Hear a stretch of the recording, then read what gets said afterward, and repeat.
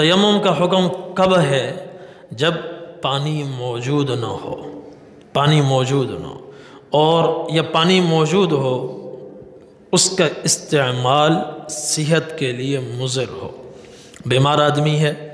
اس کو پتہ ہے کہ اگر وضو کروں گا بیمار ہو جاؤں گا، یا کوئی صحت مند ہے اور پانی اتنا ٹھنڈا ہے گرم کرنے کا انتظام نہیں ہے، صحت مند آدمی کو یہ اندیشہ ہے کہ میں بیمار ابھی تو نہیں ہوں، وضو کے بعد بیمار ہو جاؤں گا، غسل لازم ہو گیا، ابھی میں ٹھیک ہوں لیکن ٹھنڈے پانی سے وضو کروں گا تو بیمار ہو جاؤں گا۔ تو بیمار جسے بیماری کے بڑھنے کا اندیشہ ہو، یا صحت مند جس کو بیماری لاحق ہونے کا اندیشہ ہو، وہ پانی کے ہوتے ہوئے تیمم کر سکتے ہیں۔ پھر حدث اصغر لاحق ہو یا حدث اکبر لاحق ہو، غسل لازم ہو یا وضو لازم ہو، دونوں صورتوں میں تیمم کیا جا سکتا ہے، اور ان کے کرنے کا ایک ہی طریقہ ہے۔ نبی کریم صلی اللہ علیہ وسلم سفر میں تھے، آپ نے نماز پڑھائی، صحابہ کرام آپ کے ساتھ نماز میں شریک تھے، جب آپ نے سلام پھیرا فَإِذَا هُوَ بِرَجُلٍ مُعْتَزِلٍ لَمْ يُصَلِّ مَعَ الْقَوْمِ، ایک آدمی کو دیکھا وہ الگ تھلگ کھڑے ہوئے، جماعت میں شریک نہیں ہوئے۔ آپ نے ان سے فرمایا یا فلان ما منعک ان تصلی مع القوم، ارے بھائی تم نے نماز کیوں نہیں پڑھی؟ عرض کہ یا رسول اللہ اصابتنی جنابہ ولا ماء، میں جنبی ہو گیا ہوں، میرے اوپر غسل لازم ہو گیا ہے اور یہاں پانی نہیں ہے۔ تو نبی کریم صلی اللہ علیہ وسلم نے فرمایا پانی نہیں ہے تو کیا ہوا، علیک بالصعید فإنہ یکفیک، مٹی تو ہے یہی کافی ہے، اس سے جنابت بھی دور کی جا سکتی ہے اگر پانی نہ ہو۔ تو کیسی زبردست سہولت ہے۔ تو جو طریقہ پانی نہ ہونے کی صورت میں وضو کے لیے تیمم کا ہے، جنابت میں بھی وہی طریقہ ہے، اور دونوں میں یہی ہے کہ پاک مٹی ہو یا کوئی پتھر ہو یا زمین کی جنس میں سے کوئی بھی ایسی چیز، اس کا قاعدہ ہے، ایک کلیہ ہے، زمین کی جنس میں سے کوئی بھی ایسی چیز جو جلانے سے جلتی نہ ہو اور پگھلانے سے پگھلتی نہ ہو، اس سے تیمم جائز ہے۔ کوئی بھی ایسی چیز جیسے پتھر ہے، مٹی ہے، دوسرے زمین کے اندر بھی بہت سے ذخائر موجود ہیں، لوہا اس پر تیمم نہیں ہو سکتا، وہ اگرچہ زمین میں سے نکلتا ہے لیکن وہ پگھل جاتا ہے، وہ پگھل جاتا ہے، تانبا وہ بھی پگھل جاتا ہے، تو جو پگھلتی نہ ہو، اور جو چیز زمین کی جنس میں سے ہو، جلانے سے جل جائے، پگھلانے سے پگھل جائے، اس سے تیمم جائز نہیں ہے۔ درخت زمین میں سے نکلتا ہے مگر جل جاتا ہے، اور اسی طرح لوہا تانبا زمین میں سے نکلتا ہے مگر وہ آگ پر پگھل جاتے ہیں، تو اس سے تیمم کرنا جائز نہیں ہے۔ تو جو چیز زمین کی جنس میں سے عام ازیں کہ اس پر گرد اور غبار ہو یا نہ ہو، جیسے ایک پتھر ہے، یا دیہاتوں میں عورتیں مٹی لیتی ہیں، پانی ڈال کر اس سے ایک اینٹ بنا لیتی ہیں اور اپنے سرہانے رکھ لیتی ہیں، اس پر ہاتھ رکھ کر تیمم کرتی رہتی ہیں۔ یا جیسے سراہی ہے مٹی کی بنی ہوئی، پکی ہو یا کچی ہو، اور وہ خشک ہو یا تر ہو، اس کے اوپر بھی تیمم کیا جا سکتا ہے۔ یہ پتھر ہیں، ان کے اوپر بھی تیمم کیا جا سکتا ہے، کہ جو چیز جلانے سے جلے نہیں اور پگھلانے سے پگھلے نہیں، اس پر تیمم جائز ہے، سوائے راکھ کے۔ راکھ مزید اب آگے نہیں جلتی، اور ہے وہ زمین کی جنس میں سے، اب مزید وہ آگے نہیں جل سکتی، جو اس کا حشر نشر ہونا تھا ہو گیا، اب مزید نہیں ہو سکتا،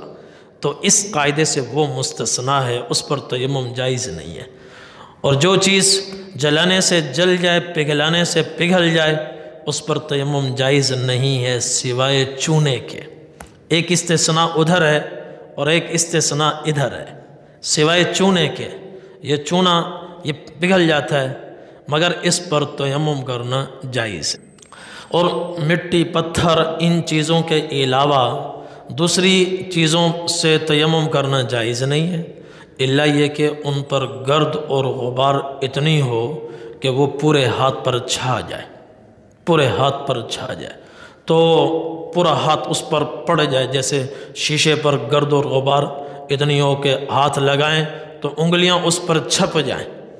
تو اب اس سے بھی تیمم ہو سکتا ہے۔ تو وہ تیمم دیکھنے میں شیشے پر ہوگا، حقیقت میں گرد و غبار پر ہوگا، گرد و غبار پر ہوگا۔ اور اس کا طریقہ یہی ہے کہ یوں پاک مٹی، اگر مٹی ہو تو یوں کیا